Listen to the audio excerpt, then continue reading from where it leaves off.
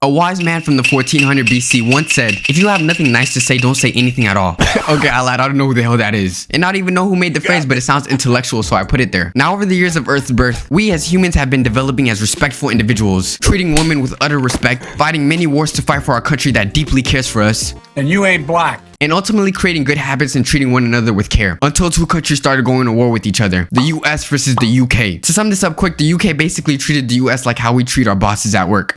We don't care about you, we just want the money. Until the US gathered a coalition of white men in wigs with the most jacked up teeth known to man to come around a table and create the first written form of disrespect in existence. A diss known as the Declaration of Independence. Now to sum up this long ass paper, the US basically said if you want this country back, you better get it back in blood. We are officially free from y'all. And to make matters even worse, they signed their names on it to signify that it was them talking their shit. This was the first form of what I like to call a diss. Now without the founding fathers' knowledge, this will set the precedent for the worst disses in existence. Now if you don't know what a diss is, it's basically speaking disrespectfully or to criticize someone. In this video I want to look at the most disrespectful ugly disses known to mankind. I mean, we've seen the rise of YouTube diss tracks where YouTubers started gracing the mic thinking they were the next Kendrick Lamar or Kanye West but ended up sounding like Ice JJ Fish. The reason why people diss is because they know it'll contain some shock factor, ultimately boosting their rise to fame. Don't believe me? Just look at 6ix9ine's rise to fame. Dissing quite literally everyone in Chicago, busting antics like putting Vaughn on his shirt and showing up to O Block at 2 a.m. in the morning. Who the hell is gonna be outside at 2 in the morning? But there's people out there that you just cannot diss. And if you do decide to diss them, well, GG's, you're done, buddy. And sometimes you don't even have to diss them. Like the time Sky,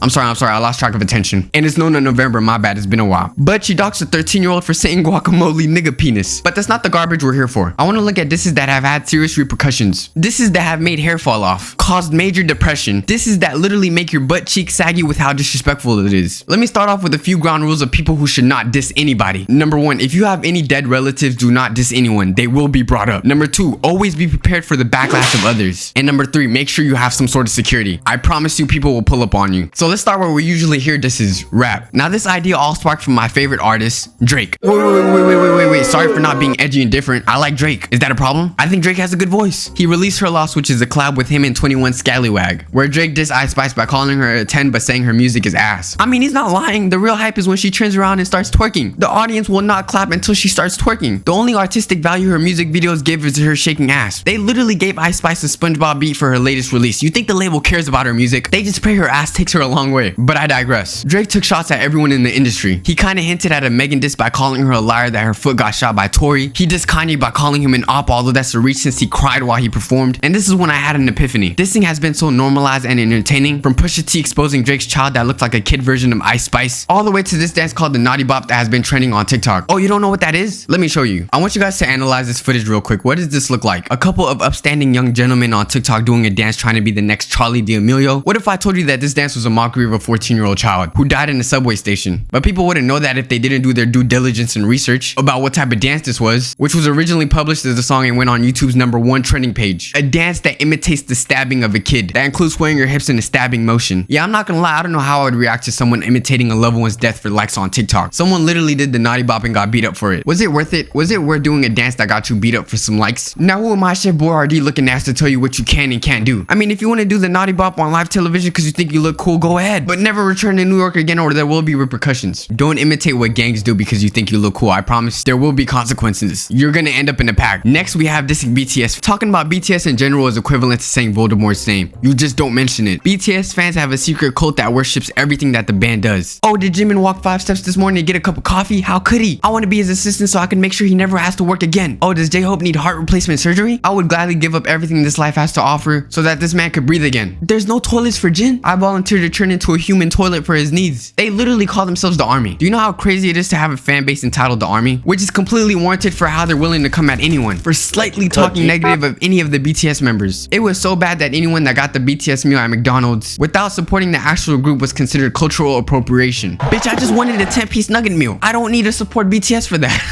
People also saved the packaging from McDonald's and even made a swimsuit from it, which should show you the extent of their love for BTS. And I think BTS is talented. I listened to the song Blood, Sweat, and Tears. That shit is great, but the extent of their love for BTS is crazy. So what do you get when you have an edgy YouTuber and a bunch of hardcore BTS fans? The absolute worst. All because of a tweet saying BTS isn't really popular. Literally nobody knows them outside of South Korea. And another one showing a fan edit of them and captioning nicknaming it the Chinese coronavirus. Don't get me wrong, he's in the wrong for that, I admit it. But the threats he was getting was insane. They flooded his DMs with messages about his mom being dead and how they hope he meets her. And what's ironic was that they called him out for his xenophobia, which is completely warranted, but they proceed to be racist to him. I don't think that's how it works. You can't call out a racist and become a racist yourself. It ain't PEMDAS, little bro. Both of y'all just gonna become racist. But you know, I'll give him the benefit of the doubt. Let's assume Too Mad was in the wrong for his edgy comments about BTS. Here's a rapper called Cupcake. If you haven't heard her viral song, please don't. I'm giving you a warning right now. Don't listen to that. It's horrible. I'm saving you from trouble. But she basically says she wanted to smash Jungkook. I really hope I'm pronouncing their names right. And then the army started to DM her death threats, all because she wanted to smash. And then she publicly posted about her depression that the army caused, and she received replies like, "We won. She deserves that for harassing him. Why kill yourself when you could stand twice?" At this point, you don't even need to diss BTS or K-pop stars in general. Just don't talk about them at all. Even making a simple statement will result in hate. And by all means, defend your favorite entertainers and content creators. Let someone talk about me. I hope you guys leak their IP address. That was a joke. That was a joke. Please do not do that. No, we're better than that.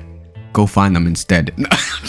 No, but for real, don't fall too deep into a parasocial one-sided relationship. It's not like you're gonna get a message from BTS thanking you for defending them while you have a Twitter account with 24 followers. Trolls exist everywhere and it's okay to just ignore them. And the last small instance of dissing I want to bring up is when this Florida rapper said that he'd be in his crib in 5 minutes just to end up getting shot. I don't know why in the world you thought it was okay to signal your ops that you would be home in 5 minutes. I don't know, man, maybe it wasn't the best idea to tell your ops your next move. And this is why keeping your mouth shut is sometimes the best move you can make. But you know, I'd be lying if I said there wasn't any entertainers that I defend myself. So here's a list of people that I think you can't diss and why. First, we have Mr. Beast. How in the world could you diss Mr. Beast? He literally gives out mansions for free. I think Mr. Beast burgers must be a laundering business, because how in the world is this man giving away Lamborghinis for the slightest task? No wonder why he has a team with him. Let's be honest, they make sure to rob the contestants and take their possessions. They'll you businessman. Next, we have John Cena. Another person you just can't diss. This man carried a sport where grown men get in a ring with underwear and start fighting. And somehow he made that shit acceptable. He knew the importance of having shorts and rapping better than Eminem. And he still made WWE fire even after I knew that shit was faker than a woman in Miami. I still watch WWE due to John Cena. Another person that is quite literally just impossible to hate and has never been in the light of controversy, the best role model in existence, is Kanye West. It's not like he ever said any crazy statements or has been in the light of controversy. He is the epitome of what a great human is supposed to be like. After all, he did give his college dropout. And a couple more people you just can't hate are Harry Potter, Keanu Reeves, Corey Kenshin, Chadwick Boseman, Markiplier, Walter White, Curtis Connor, Tub, Moist Critical, Tommy NFG, Dev Patel, Chunks, Degenerosity, any of the sexy people that are subscribed to my YouTube channel, and Amy Schumer. Okay, maybe you could diss Amy Schumer. But the main point of this video being that if you're not strong-willed and don't care about what people have to say, please do not have the guts to just diss anyone. People on the internet know they could have a secret persona and will say the most outlandish stuff. And one more time, if you have a dead relative, especially if you have their initials in your bio, do not diss anyone. That is quite literally the easiest way to get flamed. It's better to just go on about your day. And if you have nothing nice to say, don't say anything at all. Or you can't, just please don't diss me. I have emotions and shit. By the way, we hit 100,000 subscribers in less than 20 videos on YouTube. Do you know how insane that is? If that doesn't show you how amazing you guys are, then I don't know what does. Because at the end of the day, it's you guys that brought me here and I'll eternally be grateful. If you guys could please subscribe and turn on post notifications so you're informed every time I upload, that'd be appreciated. Subscribe to my second channel for more content. I'll also do a hair review on the second channel if you're too lazy to follow me on Instagram. Join the Discord, and lastly, follow me on Twitch. And until next time,